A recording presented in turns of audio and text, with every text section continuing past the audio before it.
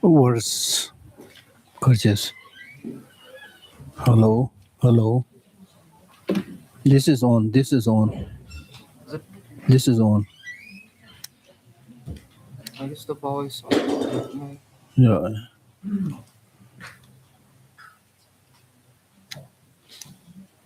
Hello.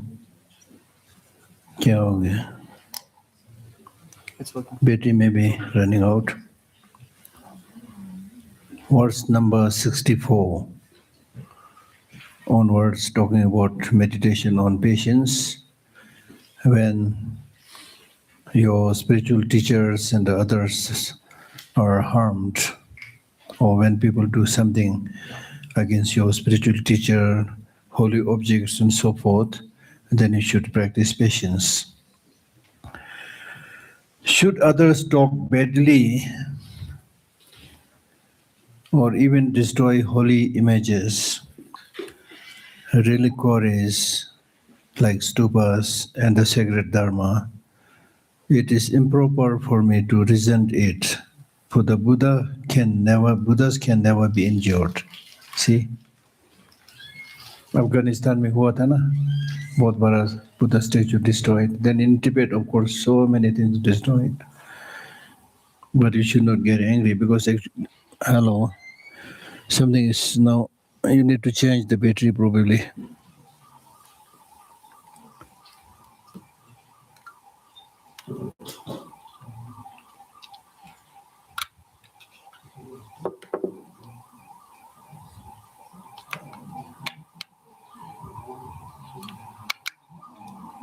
Hello. Hello. Yeah.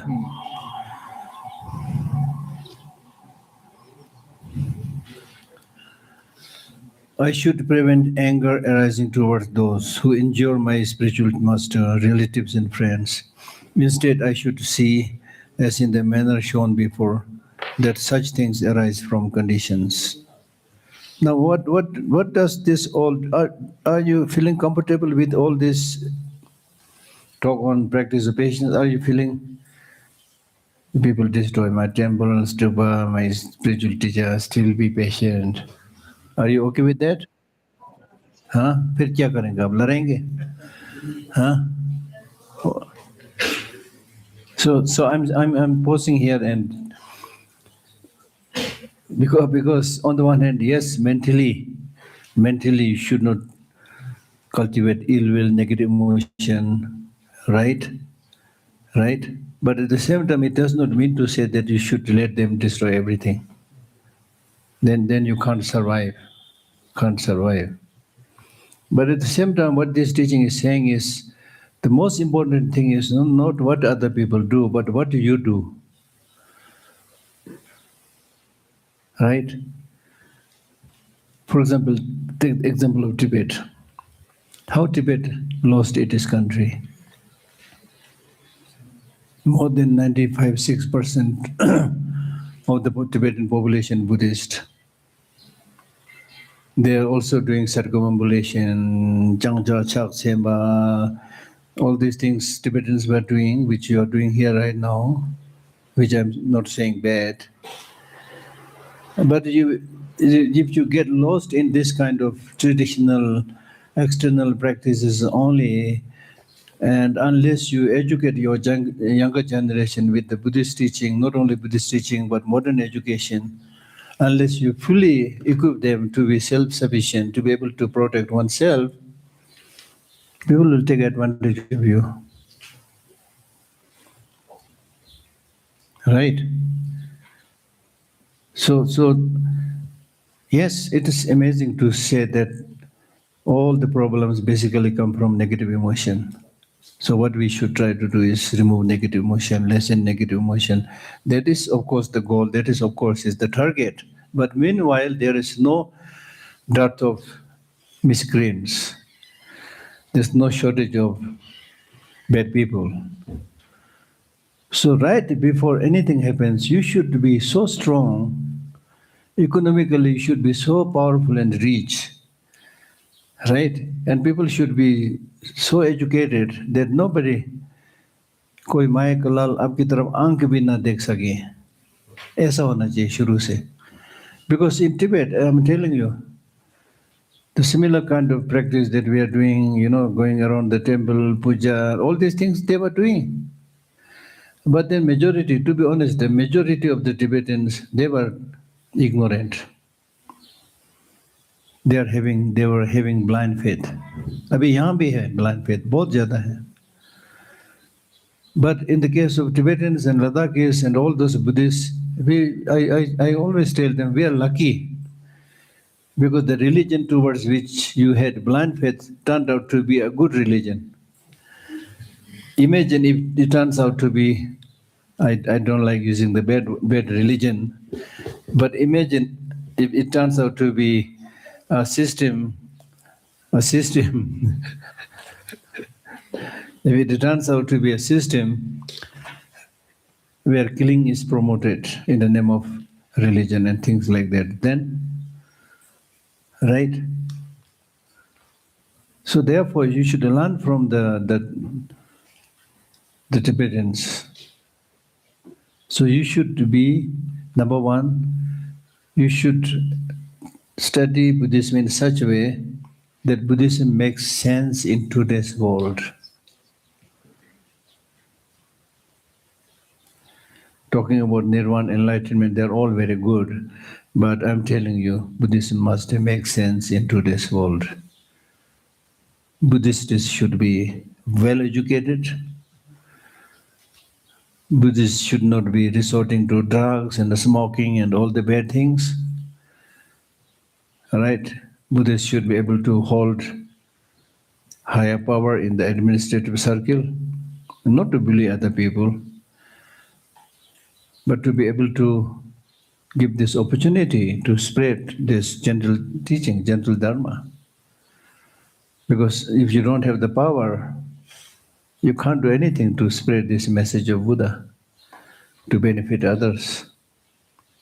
Right? So modern education with the traditional education, these two are the wings, two wings of the bird. Without one wing, you can't fly. So similarly, if you just keep on talking Buddhism, Buddhism, Buddhism, it is not enough because you are living in this modern world. You also need to live like others and show that you are not far behind. क्या करें? करना पड़ता है. Adaptation बोलते हैं ना हम लोग. If you are unable to adapt, you will die a natural death. But adapting to the modern way of life doesn't mean that you forget the important traditional lessons, which is so difficult to get in today's world. Right? Right? We have a body and a mind. So material things take science and materialism, they take care of only of the body, not of the mind. And that is why we have all problems, depression, loneliness, low self-esteem, divorce, killing, conflict, all these things are happening. So therefore, while we make material progress, we should also develop the inner resources. And people suffer from drug and so forth because they don't have the inner resources. Right? When you don't have this love and compassion, inner resources, then you feel empty. In order to fill that empty, then you resort to all kind of things, including taking drugs. Right?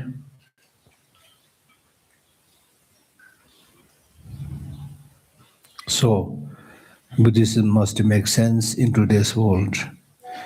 Buddhism must go hand in hand with science.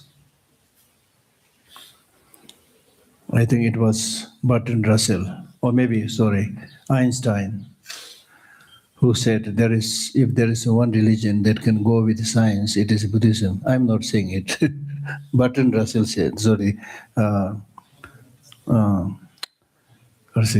Einstein said it.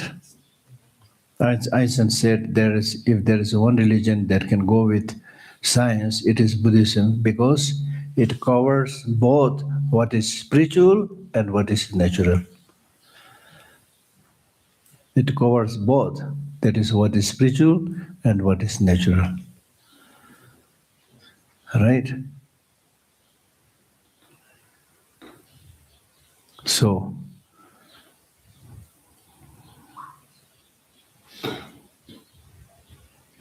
on the one hand, of course, you need to practice patience, but that doesn't mean that you let others do whatever they like. आपके सिर पर बैठ गया फिर भी बोलेगा patience practice कर रहा है, हाँ? आपका घर लूट रहा है फिर भी बोलेगी I am practising patience.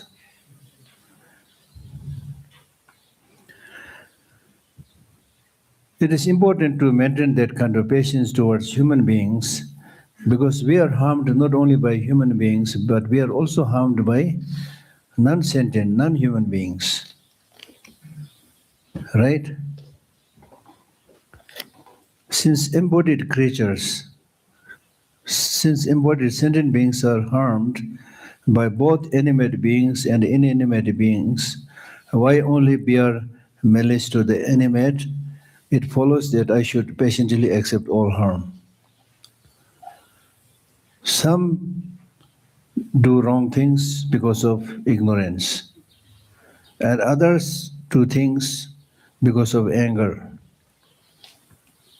So who is right, who is wrong, who is at fault, and who would be without fault?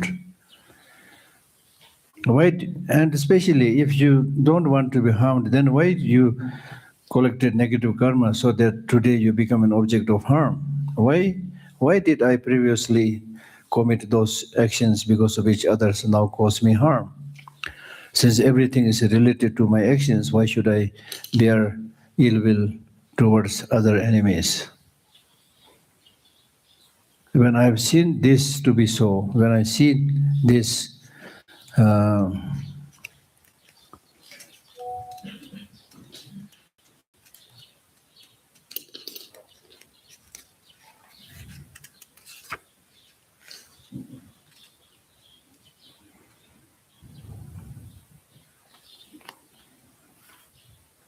When I have seen this to be so, I should strive for what is meritorious in order to certainly bring with loving thoughts between all. So that means you should learn to live in harmony with the love after realizing all these facts. And you should focus on developing your merits. For example, when a fire in one house has moved into another house,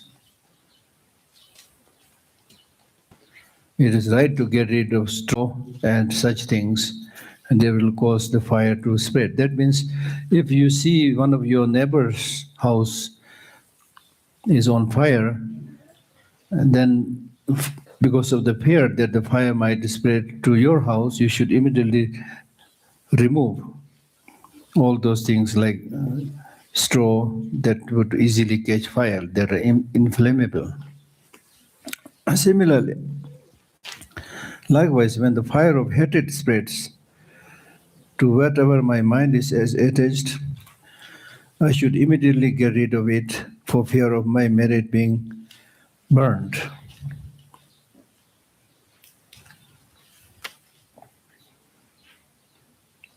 Why is a man condemned to death not fortunate if he is released after having his hand cut off? Similarly, why am I who am experiencing human misery not fortunate if by that I am spared from the agonies of hell?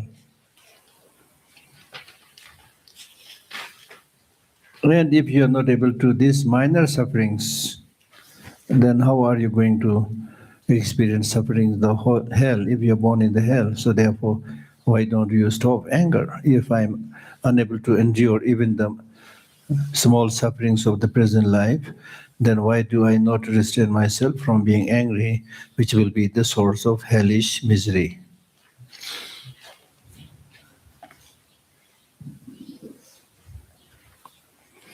In our past lives, for the sake of satisfying my desire, I have suffered numerous burnings in hell, but by those actions I fulfilled the purpose of neither myself nor others. कुछ भी इतना तकलीफ मैंने उठाया, कुछ भी नहीं मिला.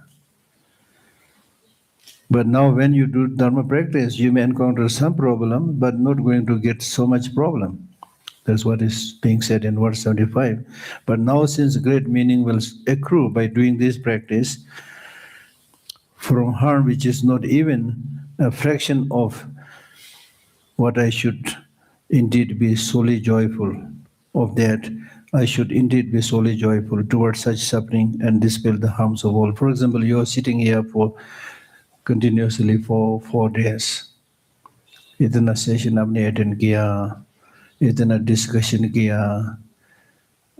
When you do all this listening to the talks, all these discussions, all these meditations, you have to encounter a little bit problem, right? Problem है नहीं है problem है. Problem कहाँ है? Knees or back or mind. Anyway, the point I'm making is there may be some, not big problem, some inconvenience. Sometimes you might feel, oh, instead of sitting, I should be going for a walk in the forest. Some inconvenience, but it is important to undergo such small sufferings, problems, to get rid of a bigger problem. ये प्रकृति का नियम है. If you want to get a big one, you should undergo some problem, some suffering. Right?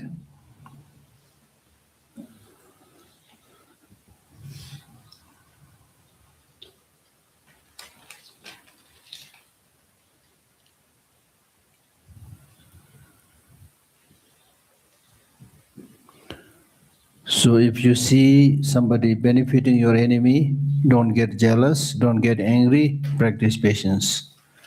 That is what is said in the next verse, next few verses.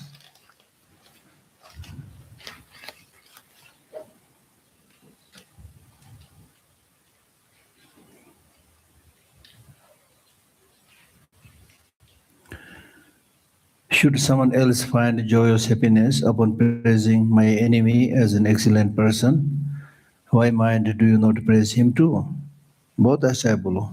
And likewise make yourself happy. Their joyous happiness of yours would be a source of joy, not something prohibited. A precept given by the excellent ones and the supreme means of assembling others.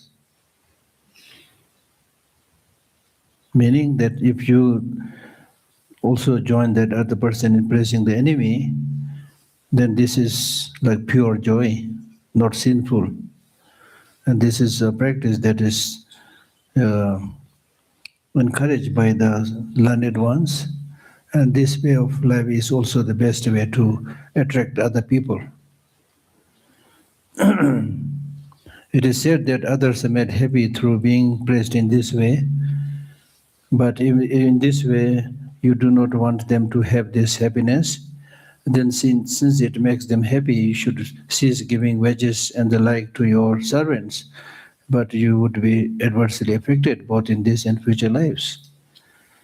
So if you say that I don't want to do anything which makes other happy, then you should not give wages to your servants also. Because when you give salary to the wages, they feel very happy. But if you don't do such things, then you will have no happiness in this life and in the future lives also. Now, in your case, when people describe my own good qualities, I want others to be happy too.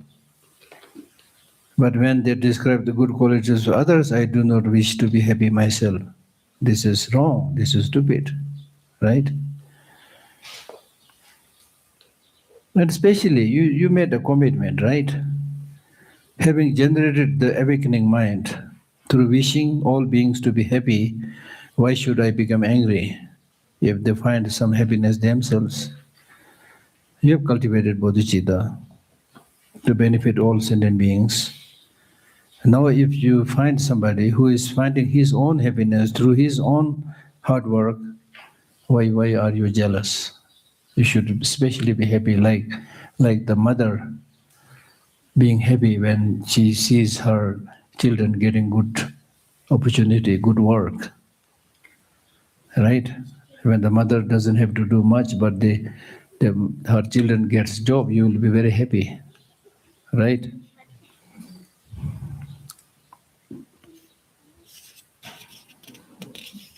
If I wish for all sentient beings to become Buddha, if I wish for all sentient beings to become Buddhas worshipped throughout the three realms,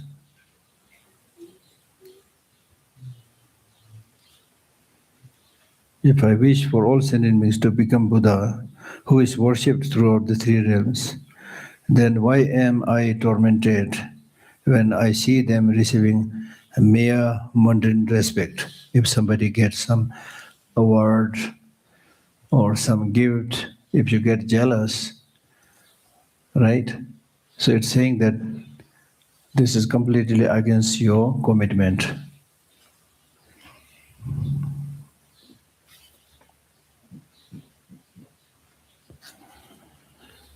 If a relative for whom I am caring and to whom I must give many things, but if they are able to find their own livelihood, wouldn't I be happy? Or rather than angry? Of course, you should be happy. So, such should be your attitude. If I do not wish for beings to have even this, how can I wish for them to be awakened? How can I wish them to become Bodhisattva? And where is there an awakening mind in him who becomes angry when others receive things? So that means when others prosper, others get promoted, others become rich, don't get jealous. Be happy. Be happy. Okay?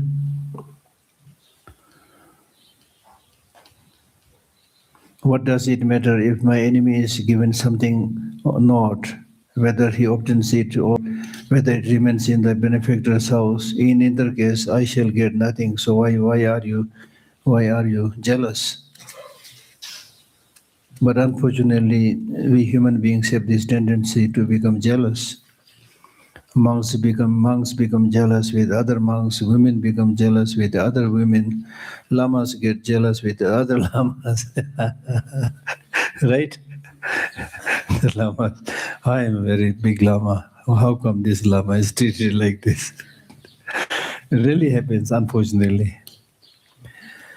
So long as you have this negative attitude, self-importance, all those unfortunate things happen. Jealous.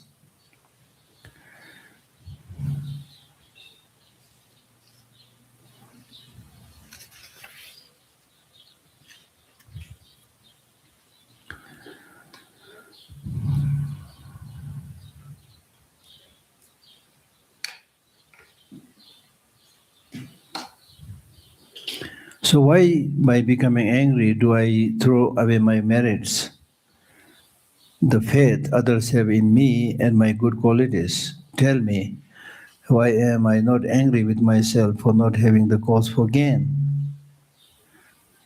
Let alone not having any remorse about the evils that you committed or mind. Why do you wish to compete with others who have committed meritorious deeds? So don't unnecessarily compare with others, right? And we have this element of being jealous. For example, if let us imagine a very rich person enters this room and asks us the question, what are these people doing here? What are these people doing here? And what are these three young girls are doing here? If somebody says something like this, and then I tell them, oh, this is a group of students, including these three young clever girls. They are doing Dharma practice. They are trying to become good. Then that rich man says, oh, this is excellent. So I'm going to give them $1,000 each, except Geshe Lhakdor. You all get $1,000. I did not get it. Then what happens? I feel a little bit unhappy. Why he did not give this to me? Jealous. You see, the reality is whether he comes and gives $1,000 to you or not, I don't get it. But when he doesn't give to everybody, I'm okay. But when he gives to all of you, not me, I feel a little bit uncomfortable. So there is an element of jealous in all of us, right? So, very bad, jealous.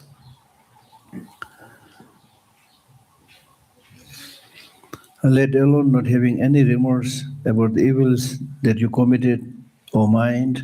Why do you wish for compete with others who have committed meritorious deeds? Even if your enemy is made unhappy, what is there for you to be joyful about? You are merely wishing for him to be hurt, did not cause him to be injured. Right?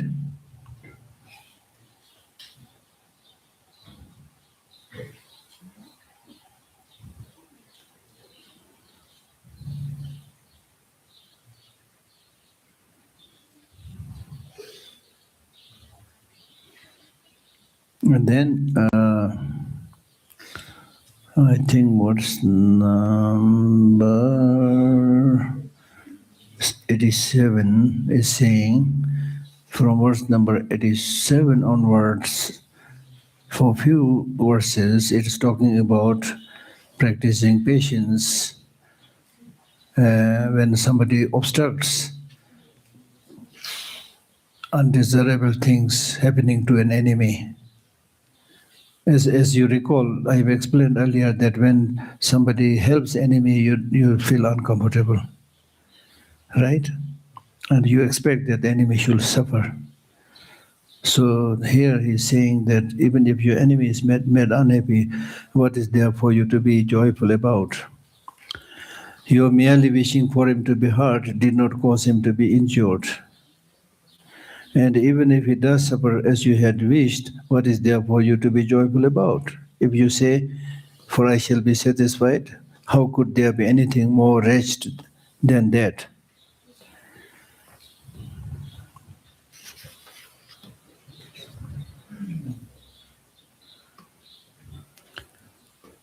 This hook cast by the fishermen of disturbing conceptions is unbearably sharp.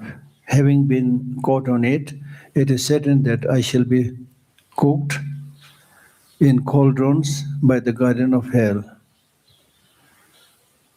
So this really negative emotion is like a fisherman who once catches the fish, kills it. So similarly, once you are caught by these negative emotions, you will be cooked in the hot hell.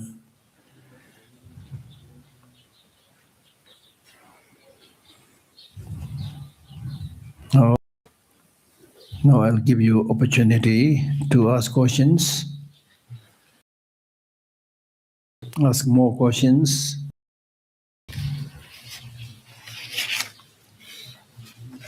And we are going to finish chapter 6 today. And that's it from Bodhicitta this time.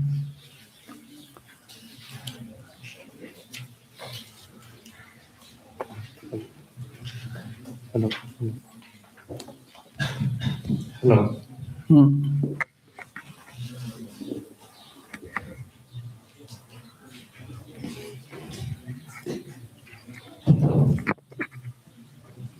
So you have 1 full hour, 1 hour to grill me. मुझे को पकड़ के पकाओ अभी, grill me.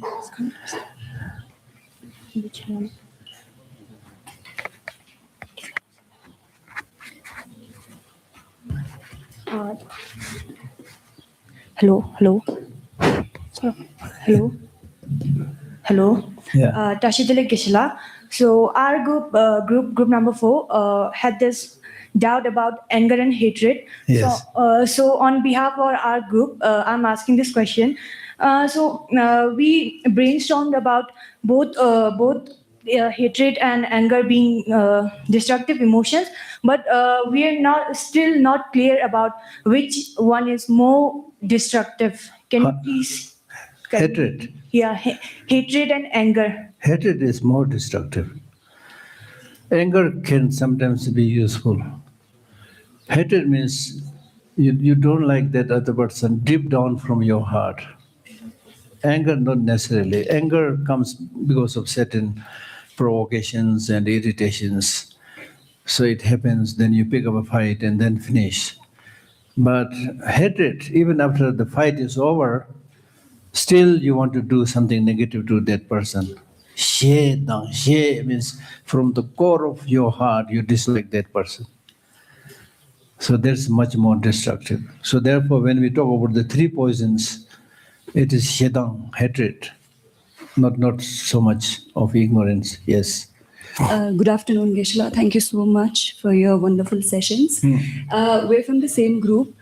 So what seemed to confuse the group was there were contradictory opinions about how each person shared that, since hatred is something that we could have towards, for example, a political regime, and they seem to have a very constructive, you can say, a hatred, wherein they're very sure that they do not like the political regime because they have not directly caused harm to them, but the people, like, for example, say, to a Chinese government or to a recent the unrest, political unrest towards a certain government regime. So they seem to share that since their hatred has a bit of a reason wherein they do not like certain leaders and it has stayed with them for a prolonged duration. So how can hatred be still destructive? So we could not, assign a certain terminology, and maybe, probably like a different terminology could be used because there were certain discussions which also agreed with what you just shared, Kishana, that anger is sometimes useful and beneficial also, which I personally agree because it could be short-lived. And if understood well, it can go into a very, insightful direction. However, there were disagreements and we could not, if you could please kindly.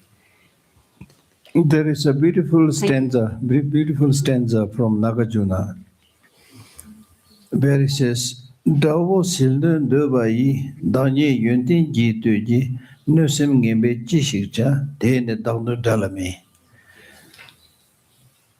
So you're all very good in Tibetan. So you knew what I said? It didn't make any sense. Dawo silnön devai. Dawo means enemy. Dawo silnön devai means those who wishes to overpower the enemy.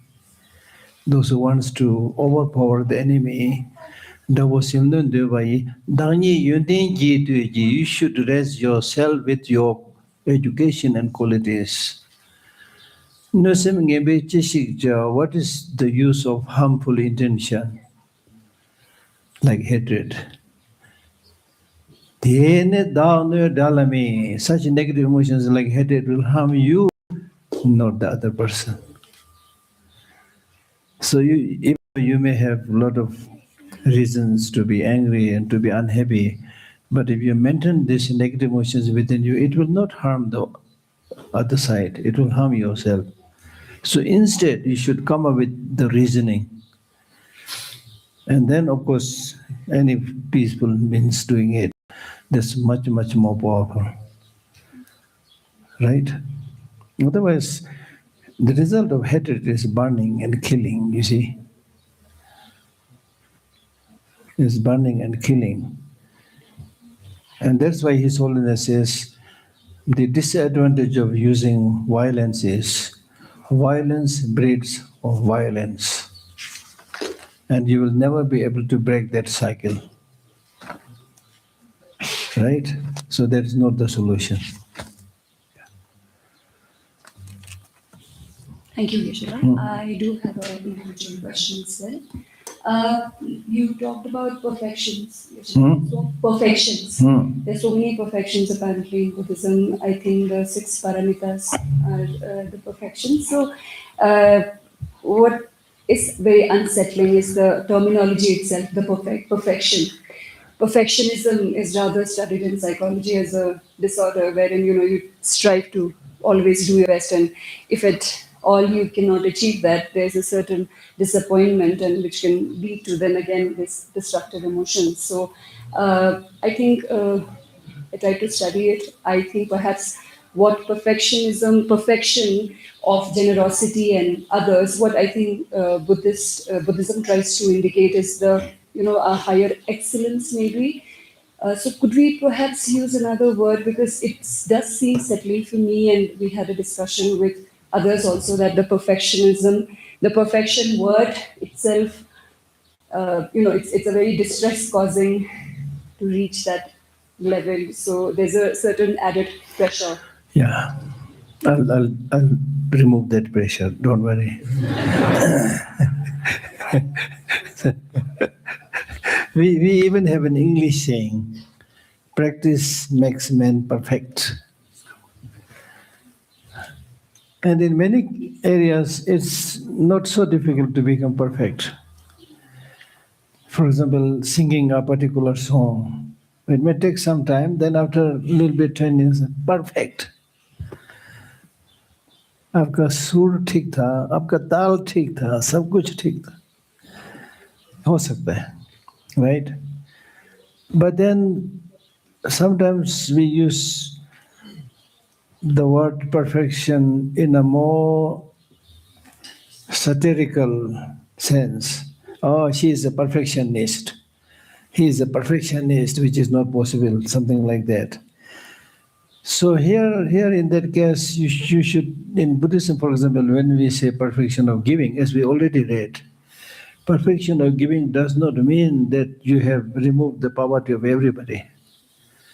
If in your mind you have this capacity to give everything that you have, then you have achieved that perfection. And from that point of view, we say Buddha achieved perfection. Right? So it is possible. But it depends upon in which direction you are trying to achieve that perfection.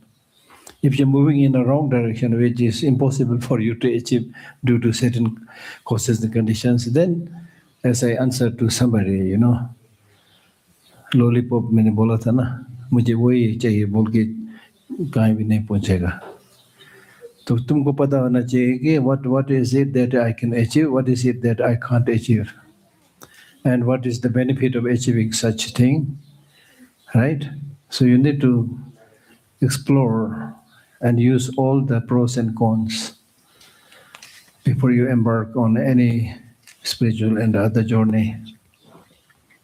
Okay? So might I just add that we can then add the element of rejoice in it, that once that goal is achieved, one needs to be just rejoicing that I did something. Yes, yes, sure. Even you can even dance and sing, yeah. I mentioned this earlier, really. No issue, no problem. Okay. Thank you, Geshe. Tashitali Geshe, first of all, I would like to thank you for all your teachings, and I hope that the answer you gave was satisfactory to them.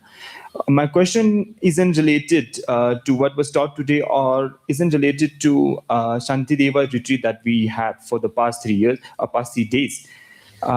It is a very simple question. It is about the existence that we have. My question is, what is the meaning of life? Or if I phrase it better, what is the purpose of life? Is it just to be born one day, graduate high school, graduate college, fall in love with someone else, make babies, and then just one day die? Or is there something grand or something extraordinary that I am missing and that I'm unaware of? It's very simple. Purpose of life is happiness. If you are getting that happiness, then it's good. We will never say purpose of life is to practice Buddhism. No. You can practice Buddhism also. You can do singing, dancing, making babies, whatever. So long as you are really happy, that's purpose. We are talking about purpose of this life, right? Not many lives to come. Be happy. So happy means, as I mentioned earlier, genuine satisfaction. So happiness leads to genuine satisfaction. Genuine satisfaction leads to more happiness. Okay. Geshe, one more question. Geshe, if I was a political leader and I build... What did you say? Imagine I was a political leader. Yeah, and I build a dam for that people of certain village must be removed from that to build that dam. But that dam gonna be helpful for whole state or a whole number of people. So basically we are doing something bad for a greater good. So what do you think about that, Geshe? What would you do? पहले तो तुम देखो जमीन किसका है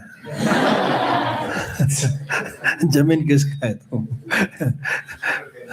so you need to see everything, the owner of those land, you can't just kick them away like that, saying that, oh, I have a big project, building dam, benefiting many. That's what the government always say thing. That may be the case, may not be the case. So, right? So therefore, you should, whatever you do, you should do it with the consent of the people. And so long as those people, accepts, when you give some compensation and things like that, then it's okay. But if you jor jabardasti karke karne se, your objective may be great, but it's wrong. It's wrong. Right? Okay. Hello.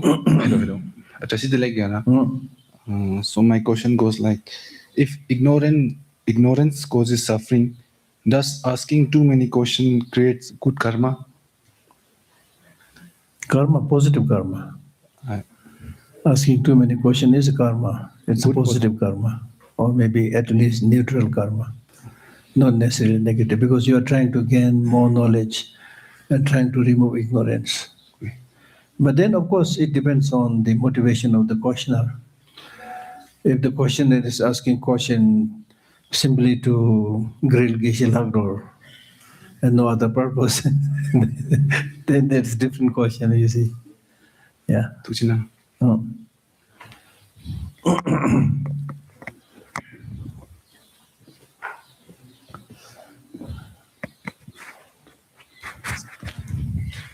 Geshe, my question is that if I hurt someone to save someone's life, is it good or bad? My question is that if I hurt someone to save someone's life, is this good or bad? Of course, bad. Hurt someone, deceive somebody, doubly bad. To save someone's life. Huh? To save someone's life. To save, I saw the deceive, okay. To save one.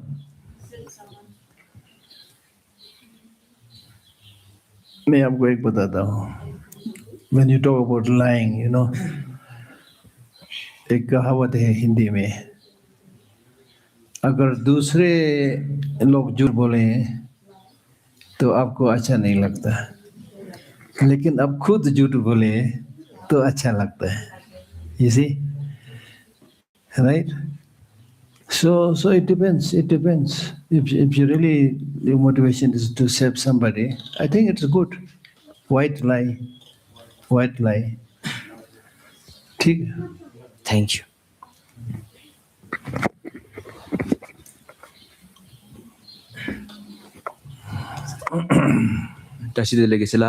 So my question is that. So I'll tell you one thing. Everybody says, so my question is. I'm sorry. I am now here not going to teach you Buddhism, I'm going to teach you, improve your English. If you get rid of this one thing, so, your question will be much better.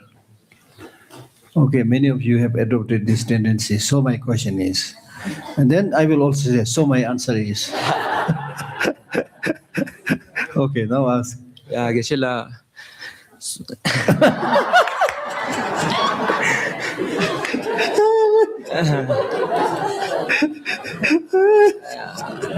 You are missing your friend?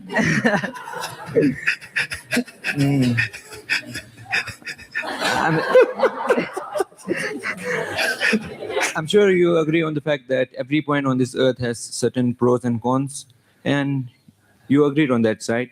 What? Every point has a pros and cons, advantage as well as disadvantages. I don't know. Every point has pros and cons. Every point, what do you mean every point? Everything. Everything. Yes. Don't kill others. What is the pros and cons? So anyway, continue. So, what's the disadvantages of following Buddhism? What disadvantage of following Buddhism? Disadvantage of? Is there any disadvantages of following Buddhism? There is no disadvantage. If you don't follow it wrongly, then there is a disadvantage. Otherwise, there's no disadvantage. As you have said earlier, that every point has a pros and cons. I've heard that you are saying that. What?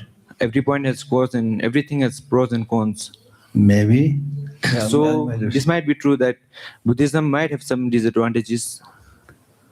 Buddhism might have some disadvantages. Following Buddhism. Buddhism, I don't think there is any disadvantage.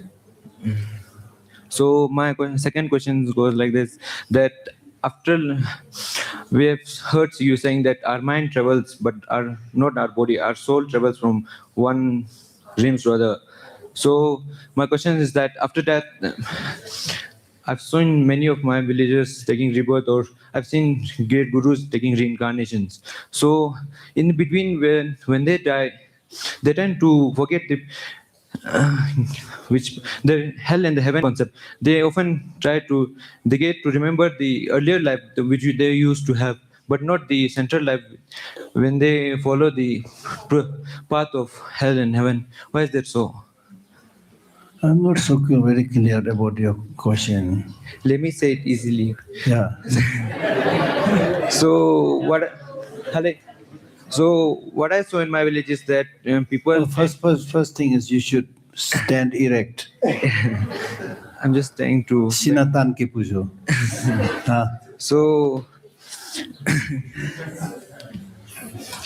So what I saw in my village is that I saw people taking reincarnations or being reborn. Rebirth, yeah. So they tend to remember the earlier life, So when they tell that this was my room, that was my house, and I used to do. Yeah, I got it So now. they tend to forget the in between the path where when they pass the path of hell and heaven concept. Why is that? So then don't remember the hell and heaven concept when they tend to remember the previous life. I don't know. I mean, when you talk about remembering many things that happened in the past life, there are so many things. So they cannot talk about everything. It will take like many years to say. So out of these many things, they are primarily, like ordinary people, they are primarily more habituated with their day-to-day life activities. Or probably luckily they may not have to go to hell realm, right? So there's nothing to remember if they didn't go there. Why not heaven then? Huh? Why not they They remember did not the go to heaven also. Yes. No, they didn't go to heaven, they did not go to hell. Because of their good karma, they just came back. So they just remember what they did in their past life, the ordinary way of life, not hell and heaven, because in both the places they did not go. Thank you, Geshe. ठीक है?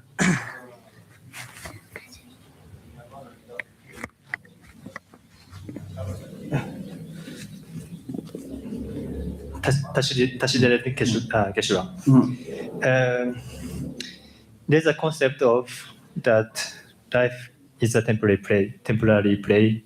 Life is like a dream. And then I like this idea so much. Shakespeare also said life is a play. We all have each own role. I think that is very. I like this idea. I feel lightened up a little bit. So there is the role of Buddha, of course. There's a role of practitioner, I think there's a role of the poor people, the role of rich people, or many roles, I think. And then if that is the case, then we are just enjoying this life, and we are just playing this playground. And then there's another concept that after we get enlightened in this life, we will not have another life another life. And then if this life is a play, and then we are just enjoying this life, why do enlightened people come back to this life and then enjoy again and then have another experience?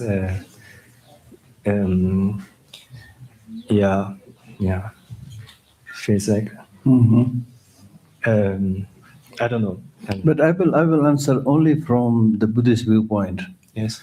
Not the viewpoint of others. So according to Buddhist viewpoint, this is not only the life, there are many, many more lives to come, to go, whether you like it or not. Right? Right? Yes. So this life also you should enjoy. Not in a negative sense, but in a positive sense. That's why we always say be happy. Yes. And do certain things that is good, so that you're able to come back and again be happy, enjoy. Yes. Yes. Yes. So that's the thing. So don't get depressed by saying, oh, this life is like a illusion. There's nothing. There is a possibility of getting depressed with this kind of thinking. I told you the story of Leo Tolstoy the other day. Leo Tolstoy. I explained, right? So, like for example, how can you be so sure that there is tomorrow?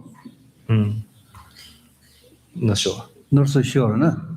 But you're sure that you're alive today, right? You're sure. You touch yourself. Yes. You're sure you're there. So enjoy today. Yes. Don't worry too much about what happened in the past. Don't worry too much about what will happen in the future. While you can make preparations, but there is no guarantee. Yes. But today is cash. Tomorrow may be a checkbook. Yes. Yeah. Thanks so much. Okay. Sorry for the interruption. What Norgesla meant to ask the question is, people often tend to remember their previous life, but they tend to forget the Bardo stage, Geshe-la, even though it comes later. No, he said hell and heaven. Yeah. Earlier he was asking the same question in the group. Acha, acha. Yeah, so that was he meant to ask the question. Mm-hmm. Yeah, as I said, you're primarily influenced by that long life in this life. For example, say, depending upon how long did you live, maybe 50, 60, 70 years old, that's a long time. So you have a lot of experiences. So it's more likelihood that you remember that rather than short time that you spend in Pardo. Right? And some people remember. We cannot rule out that they remember only this life and not the intimate state. It is possible. But it's also possible not everybody remembers that because it was just a transit. When you fly from here to America and transit in Germany, you'll not remember much about Germany. It's such a short stay. Probably something like that, yeah. Rawa? Tashikala Geshe-la. So, no, not so.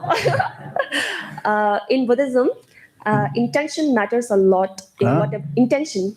Yeah. Matters a lot in whatever we do. For example, if you're prostrating or lighting a butter lamp, or whatever we do, intention matters a lot. So last session you told us the story about this, and I've heard the story before about like a bug that landed on a cow dung. Bug that landed on a cow dung, and the cow dung did a circumambulation of a stupa, and the bug gained merit. So the bug itself, it has no intention, but the action itself was pure. Yeah. So do you believe that without intention, the action itself has the power to give us merit?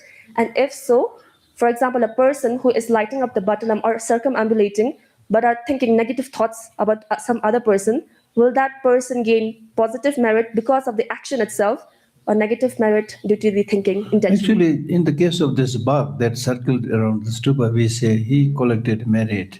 He or she, I don't know, collected merit, not because of the intention of the bug, because of the stupa inside.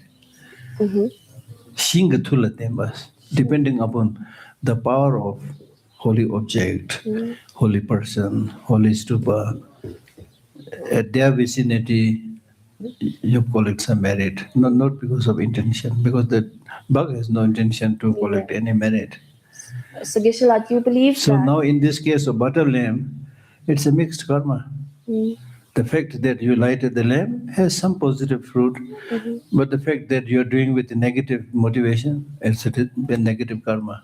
Yeah, because sometimes I've heard that if you have no intention while doing something, for example, like lighting a butter lamp or doing prostrations, it has no merit as such because there's no mental conditioning for it. So even that's why we normally say intention is very important to make anything become powerful positive practice or powerful negative practice. That doesn't mean that without intention you can't do anything good or bad. For example, without intention to kill a bug, when you walk, then you tremble and end. It's negative karma. Indeed. Yeah, thank you so much, Geshe-la.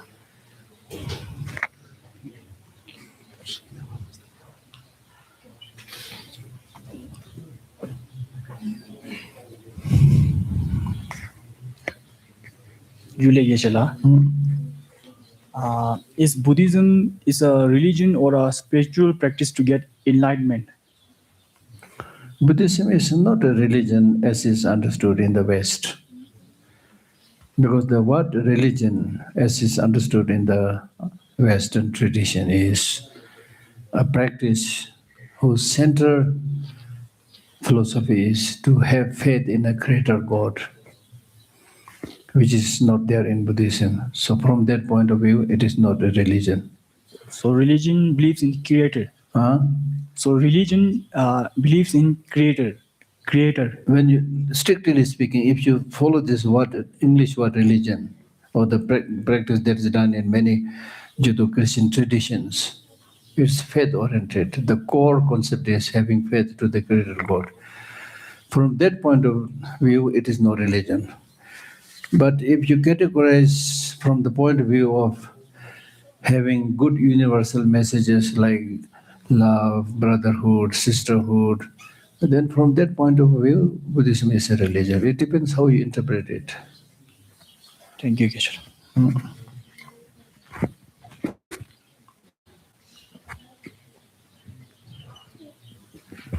Simple question. What do you think of nazar? Like transfer of negative energy or nazar, aag lag gaya, matlab nazar lag gaya. Is it something like transfer of negative energy or just a creation of our own mind?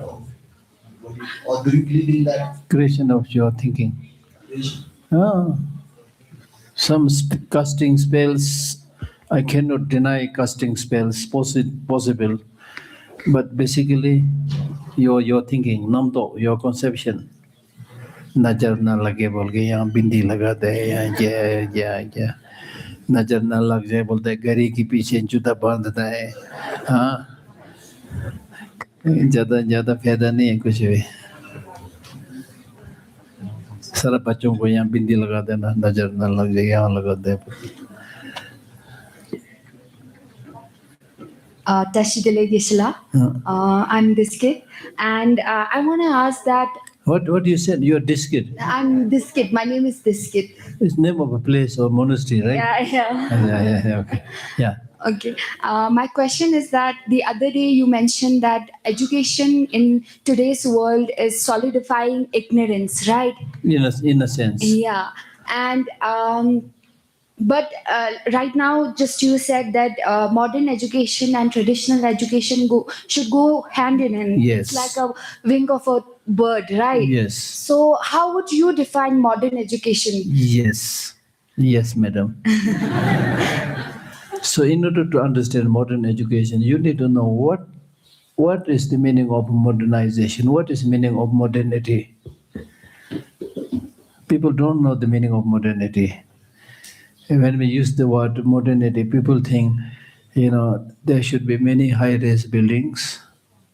And between these high-rise buildings, there should be really tarred, road.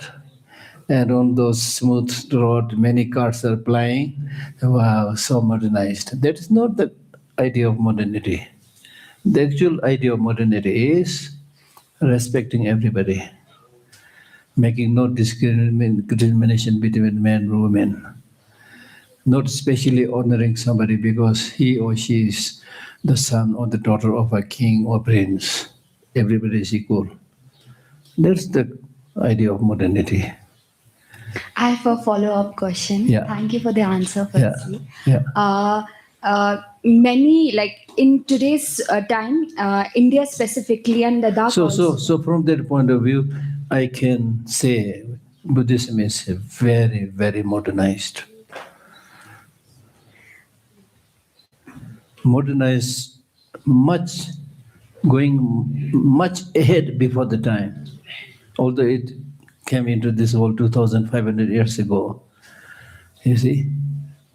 And Buddha was the one who fought against discrimination. Buddha was the one who spoke about taking care of all sentient beings. All sentient beings, बोलने वाला कहाँ है? कौन सा religion है आजकल?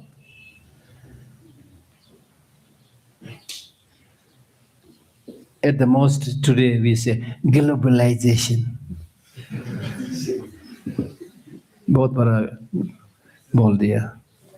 Modernization, the globalization. Globalization also means, basically the word globalization is came into being for doing business. There's no talk about love, there's no talk about compassion. But the so-called globalization is also only about human beings, not about all sentient beings, animals, birds, kuch bhi nahi hai. But Buddhism is talking about benefit of all sentient beings. Kire makore ke saath, all sentient beings. Very advanced. So if you want to follow one really advanced, modernized religion, it is Buddhism. Gisela, I have a follow-up question. you would be very aware that in Indian society and also specifically Ladakh, there are very unemployed youths, as they like to quote in economics. But then all of us tend to blame the Indian education system a lot, and I too believe in that. But um, do you think that blaming is just one of the ways to show the anger towards the government or the system, or do you believe that there's a urgent need of change in the education system that is in India today? Education system, if you look at the latest education system, at least in the right half, it's very good. But it's not. It's very good. But the problem is not what is written in the constitution, not what is written in the textbook. How this is implemented on the ground. That's the problem. Somebody sanctions for a particular institution 1 crore, 1 crore, फिर 50 लाख तो बीच में खा गया, फिर कहाँ होगा? हाँ, फिर धीरे धीरे वहां पहुंचेगा 1 लाख 90 लाख गायब हो गया. हाँ, राम नाम जपना प्राइमल अपना, फिर कहाँ होगा? That's the problem, really. And there is not much concern about poor people. That's the problem. So therefore, in places like Ladakh, where people belong to Buddhism, we are talking about compassion. So people who are in power should really, it's not easy, easier said than done. I'm not saying nobody is doing anything, but as much as possible, try to uplift those poorer people. It's very important. Very important. Otherwise, in today's world, rich becoming richer, poor people becoming poorer. You won't believe, you will be shocked to know the world's resources, major resources, are enjoyed by only 11% of the population of the world. Right? So so many people are so poor, they have nothing to eat, no place to live. Right?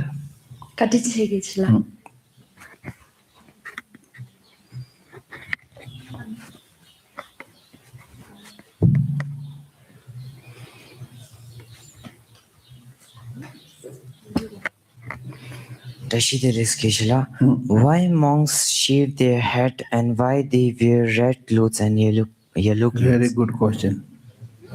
Other monks, I don't know. In my case, I have no money. If I keep hair, then I have to buy a comb, then some shampoos. So I have no money. So I'm joking. No, the reason is a good question. The reason is to lessen attachment. There is a lot of attachment with the hair, especially girls maybe. है ना? Hair तो होना चाहिए ना? Right? And it's also not easy to maintain it, right? आजकल तो hair spa भी होता है, whatever that means. And then also the red color is also supposed to reduce attachment, because at the time of the Buddha, 3 colors, red or maroon, and this yellow or orange, plus blue.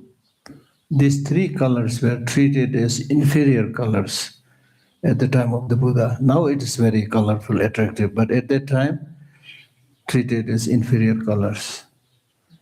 So to reduce attachment, Buddha encouraged to wear these clothes. Thank you, Geshe. Yeah. May I say something? So we have 15 minutes left, and today is the last day with Geshe for batch 1. I request all the new faces to come out, and it is literally a rare opportunity to interact directly with Geshe. What? Kya bola? So I'm saying, Geshe, we have left with 15 minutes. Yes, and today is the last day with you for. But we have another session, no? I mean, last day. Okay. We have a session. Yeah. So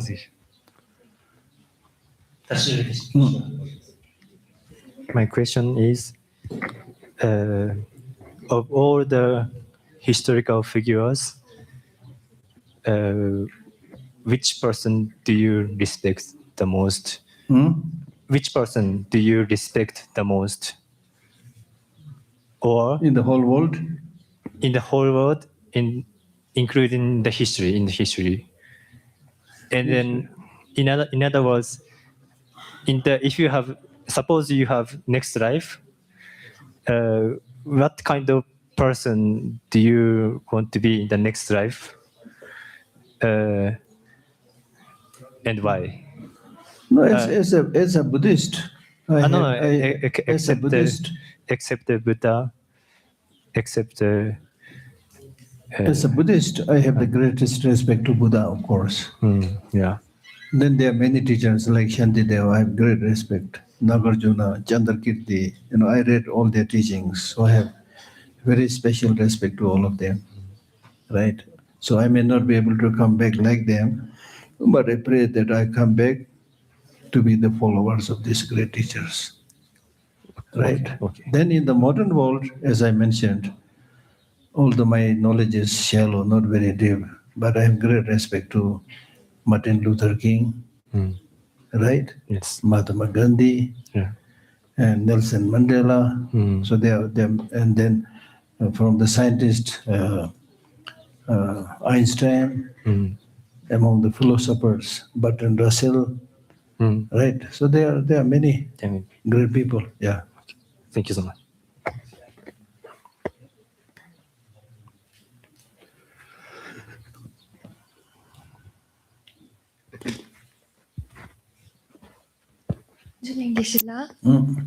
I had a question, not a question actually, a request. Could you please explain, like briefly, about the self-cherishment attitude and the self-centered attitude? And also, could you give an example? I think we should explain it. You remind me in the next session, okay? Because this will take a little more time. Okay. I'll explain it in the concluding session. Thank you.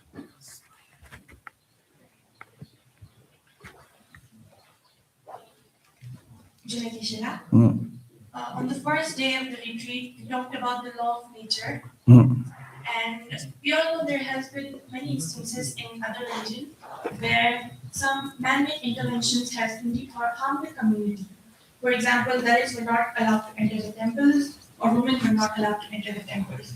Do you think there are such traditions or old beliefs in Buddhism that must be removed right now? Day before yesterday, somebody raised this question that in Ladakh itself there are temples where women are not allowed. Yeah, so like there are. But at least my knowledge is in Dharamsala we have one of the most holy temple started by His Holiness Thiksey. There everybody is allowed. No discrimination. It is not about allowance, but I wanted to ask if there are some social beliefs that you think should be removed.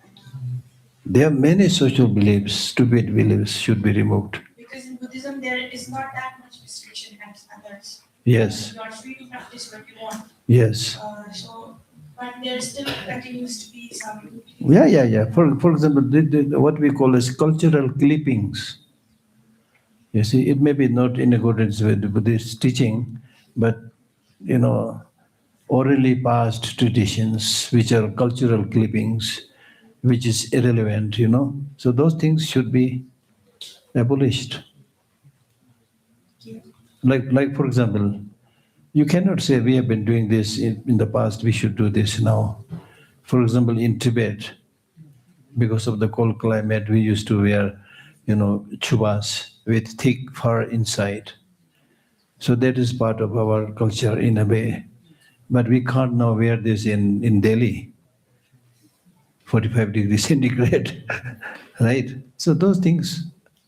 But practically, it kind of seems difficult to remove these because the people, if we oppose, they think that we're disrespecting the religion itself.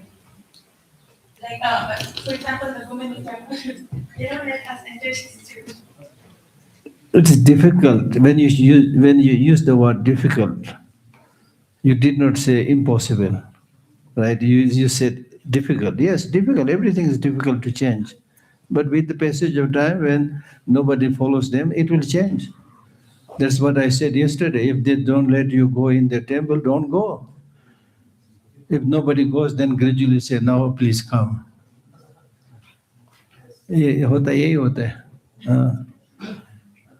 This is human way of doing things. इसको मत करो बोलेगा तो करेगा बोलता है. करो बोलते हैं तो नहीं करेगा बोलता है.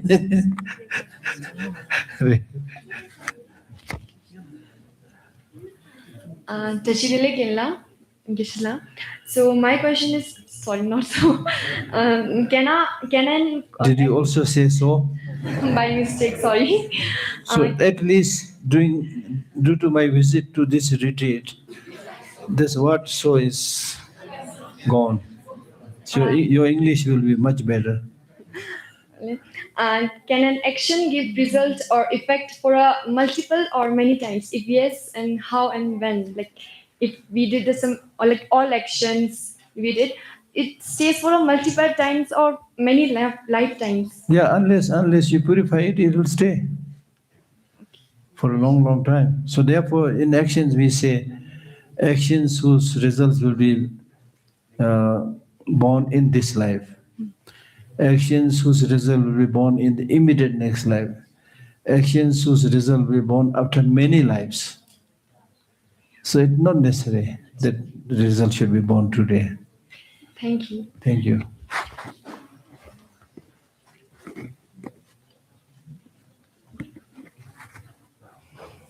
Jula Geshe. So now you just have said that Mikha and the Nazar are all the creation of our mind, right? And so then why do we do all the rituals like we do Sirkem and all this? And not just, it might be a misconception that has been built in the mind of Ladakhis, but then the religious gurus also let us fear, and then they says ki you should be doing this ritual, that ritual, there is some devils in your house, and all these things. So does that, are they scamming us, or is that the real thing? Scamming us in the sense... Yes, my dear friend. Because listen, my dear friend, I am not responsible for all the teachers, what they say. Okay? But I will also not say stop reciting Mikatando, all these things, because if you have this thinking that this will help me, it will help you. You see, it's again your mind, you see. So what I'm saying is, don't pay too much attention that somebody looks at you or your heart doesn't make much sense. But still, if you think, then you recite your Mikatando. So even if you don't do all the rituals, it will be fine, right, Geshe? I mean, if you don't have special, fears and things like that, it's absolutely fine. Okay, so it is not fine when you have doubt. Maybe that has hurt me. Then you need to do something. You see. Okay, so and also I shouldn't be listening to all the other gurus, right? Because also I don't need to listen to other gurus, what we call hamos, thal hamo, and yeah, you should whenever we go. Yeah, you should listen only to me, not anybody. I'm joking. Because I'm joking. They you should listen, no problem. So it's not necessary for you to listen everybody. If you want to listen, no problem. But after listening, you use your brain. Which one sounds correct, which one doesn't sound correct. You should have this capacity to judge.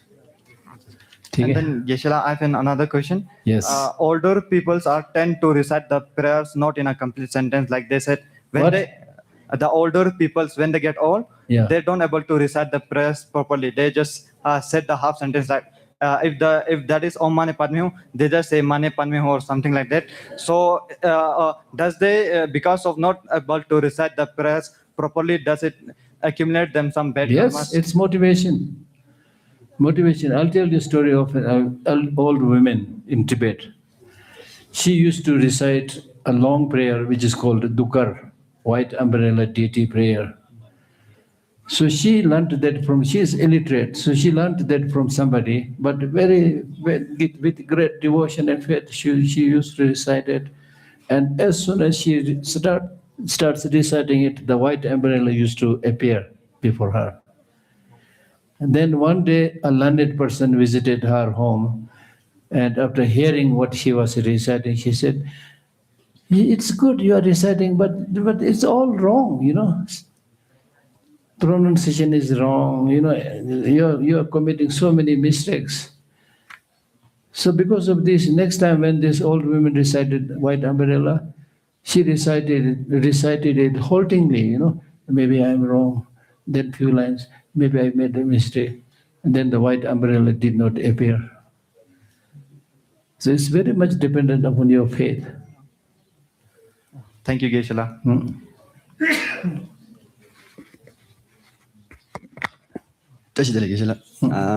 So I don't I don't have any question, like just I wanted to like know your opinion. Yeah. Like by asking this, like I think I'm asking like behalf of all of us. Like having been learning science and like religion hand to hand, like before like coming to this retreat, like personally for myself, like I didn't know like religion could be like a way to live life. I always thought that like science, like it gives practical solutions, like to how to be happy, like how to how to temper your body like well, so that your mind can be well too, like you can think better for others too. So like day by day, like having like myself, I'm very keen, like I have keen interest in like particle physics and quantum science. So day by day, like it is being proved that like what we see, it is like the presence of our mind, like how we see things. Like the great scientists like Schrödinger's and everything, they proved like what we see, like how we see it exists or not, it depends on our own observation. Yes. Our anger or anything, it depends on our own observation. Yes. So this question, like I've seen, like I've read somewhere in like a great like discussion among like great physicists and everyone, where like our Tinjan Savilama was also there. So they asked this question, like, what if we prove like everything, like practically like prove everything in what is said in our religion? Like everything is dependent. Like they said in string theory, they said that everything is dependent. What we say and what we do, it is like reflected somewhere else or maybe on ourselves. Yes. Like it is proven. It is proven by day, it is getting like everything we say in religion, it is getting proven. So, so Tinjan Savilama, he answers like, prove me wrong and I will follow science, follow what you would say. So I wanted to know your opinion, Geshe-la. What do you want to like? What is your opinion on this? Like, yeah. As you yourself mentioned, that science is gradually proving the correctness of all the Buddhist teachings, like dependence, as you mentioned. Yes. Then if you listen to Heisenberg's law of the uncertainty principle, yes. You see, many scientists, they were saying, be objective, you know, meaning that the reality is there in the object. But then Heisenberg said, uncertainty principle, how you see the object is very much dependent upon how you see it. Yes. Right? So these are all like coming very close to the Buddhist teaching. So like, therefore it is important to do comparative study. Yeah. And His Holiness even said that through scientific study, if you're able to prove certain teachings of the Buddha wrong, we have every right to stop it. Yeah. Not to do it. Like so therefore I've already been encouraging some people to read His Holiness book called Universe in a Single Atom. Yes. That is a comparative study of Buddhism and science. So like if like science like sorry for taking your time. So if like science like whatever we are like taught in Buddhism, like by Shakyamuni Buddha, like it makes it easier to understand for us, like practically. So if like there comes a time, not for me, like my future generations or anyone, there comes a time when it is like easier like to follow, to be happy and to like attain nirvana and like enlightenment by helping collecting virtuous quality through science. So like is there like any reason to like follow science instead of like religion? As you've also stated that the science can also be like a form of religion too. Like science can, like people believe in science. But science does not talk much about ethics. Science clearly says that I am here to only explore the way things are and show it to you. I'm not here to give you an instruction, be good, don't be bad, things like that. Ethics is not our responsibility. So therefore, just by studying science, you'll get some facts. But there's nothing really much to help you completely transform your mind. That is the reason why His Holiness the Dalai Lama has had so many exchanges and meetings with the scientists. Yes. Because His Holiness clearly said, any human activity must help improve human life. Yes. Science is also a human activity. Therefore, science cannot shun the responsibility of teaching ethics. Right? Yes. So therefore, just studying science for your job may be okay. But to make a good person, nothing there. Thank you. One last question, Geshe.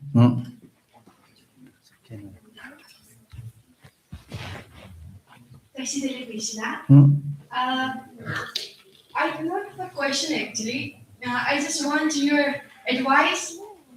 Even though Ladakhi people are mostly compassionate and they most of them follow Buddhism, I've never seen them questioning and questioning the caste they follow here, upper caste to lower caste, which is still present here, which is very unfortunate to be honest. As a Buddhism, we should be compassionate about each other. But they don't. Even though they say, I'm Buddhist, but they don't follow it. And even when you go to weddings, they tend to, put the so-called lower people in lower line, which is not a great thing. And if I asked an elderly man, why do we do this? And they said, because it's our tradition.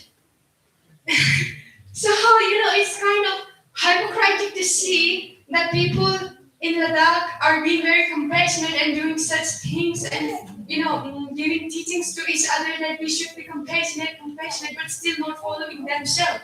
So, can you give an advice to the younger generation of Ladakhis to not follow it? So, it's very injustice to see such things happening. Yeah, the Buddha himself said, Rik Mizo, Ru Mizo, Drupazo, which means your caste is not important. Your family lineage is not important. What is important is what you do, what you practice. If your practice means if you're doing killing, stealing, then you're kind of low caste, actually. But you won't become low caste because you're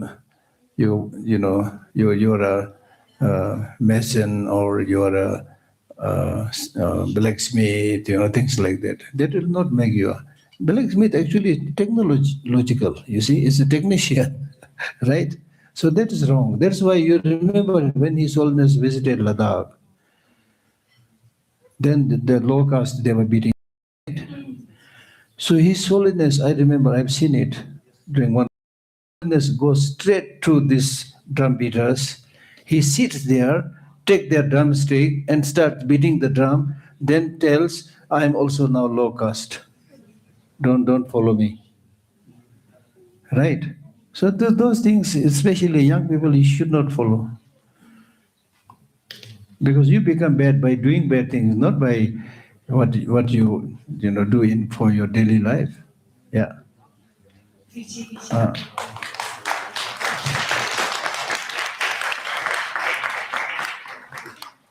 Thank you, Geshe. Oh yeah, thank you.